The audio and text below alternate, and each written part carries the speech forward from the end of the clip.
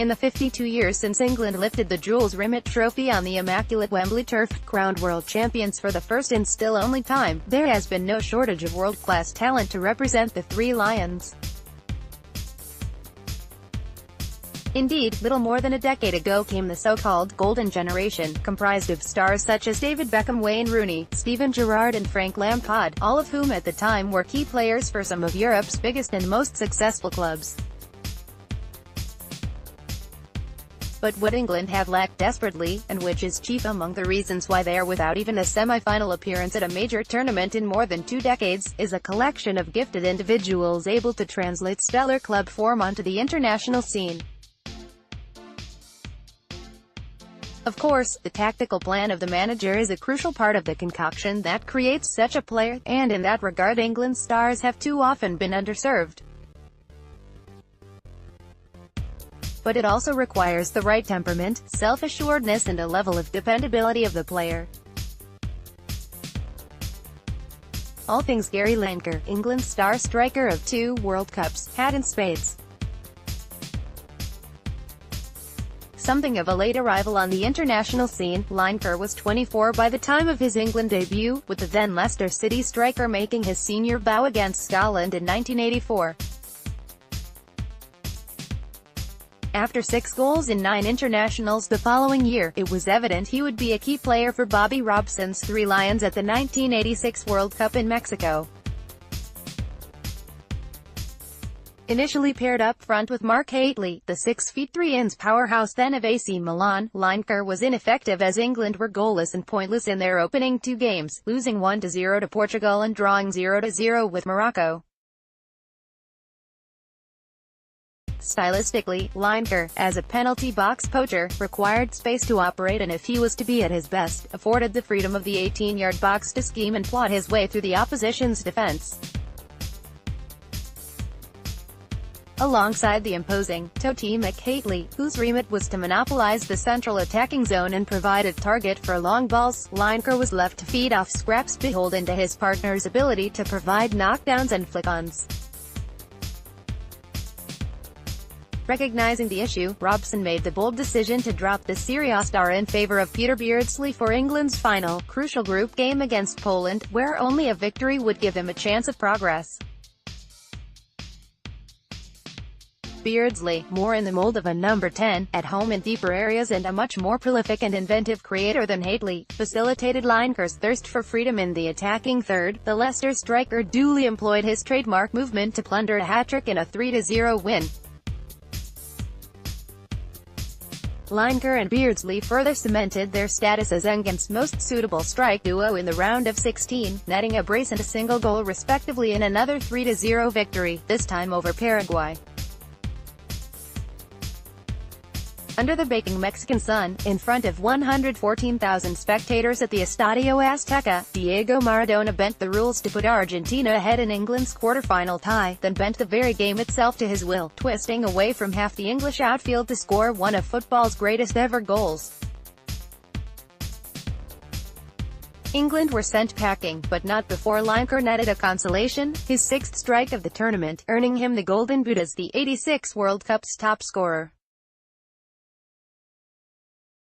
Remarkably, each of Lineker's 6 goals were struck from inside the 6-yard box. Indeed, for the 10 he plundered on international football's grandest stage, across 2 tournaments combined, aside from 2 penalties, all but one was scored from within 6 yards of the target.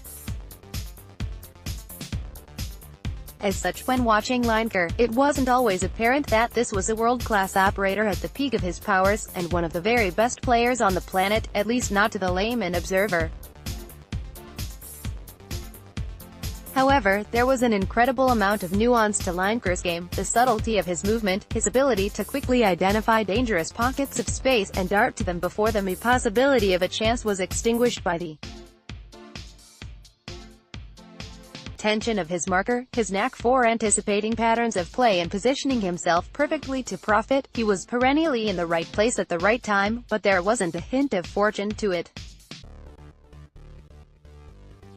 That quarter-final exit in Mexico, of course, was not the end of Lineker's World Cup story, with the striker playing an equally pivotal role in England's run to the semi-finals in 1990, perhaps the most iconic Three Lions team since the World Cup winners of '66. In the interim period between World Cups, Barcelona paid £2.8 million to snap up Lineker, whose star had risen rapidly following his exploits in Mexico. He would enjoy 3 seasons at the Camp Nou, breaking the 20-goal barrier in his first 2 campaigns and earning cult status thanks to a hat-trick against arch-rivals Real Madrid. However, when Johan Cruyff replaced Terry Venables as Barca boss in 1988, the Dutchman pushed Lineker out to the wing, a tactical switch that seemed ill-advised from the outset given the Englishman's unique skill set. In 1989, Lineker returned to England, joining back up with Venables at Tottenham Hotspur, where he finished as the First Division's top scorer for a third time before heading off to the World Cup in Italy. As England progressed through Italia, 90 at first slowly, drawing with the Republic of Ireland and Holland, then gathering pace into the knockout rounds, Gazmania swept the nation, as a baby-faced 23-year-old playmaker from Gateshead dazzled. Lineker, the calm, understated presence at the point of the Three Lions attack, was the antidote to the hysteria, reliably punctuating Paul Gascoigne's enigmatic brilliance with typically lethal finishing. When England's progress was threatened by Cameroon in the quarter-finals, it was Lineker who twice won and twice calmly converted spot kicks to send Robson's side through after extra time. Then, in the semi-final, when a yellow card ruled Gascoigne out of a potential final, Lineker took responsibility for the young midfielder, who had been overcome with emotion, placing an arm around his shoulder and instructing the coaching staff to pay attention to the combustible star's mental state. Of course, he scored too. With England trailing, Lineker was coolness personified inside the box, controlling with his thigh and slotting beyond Bodo Illgner with just 10 minutes to play. And although England lost on penalties, Lineker, reliable as ever, didn't dare from 12 yards. Unfittingly, Lineker's wonderful international career came to an inauspicious end in 1992. Marginalised somewhat by Graham Taylor, the striker's final England appearance came against Sweden at Euro '92, when he was substituted with the Three Lions chasing the game, denied the opportunity to match Sir Bobby Charlton's high mark of 49 international goals. Rooney has since gone on to surpass Charlton's record, in turn outscoring Lineker by 5 goals, but Lineker's 48 were scored from just 80 caps, 26 fewer than Charlton and 39 fewer than Rooney. Football is a simple game. 22 men chase a ball for 90 minutes, and at the end, the Germans win.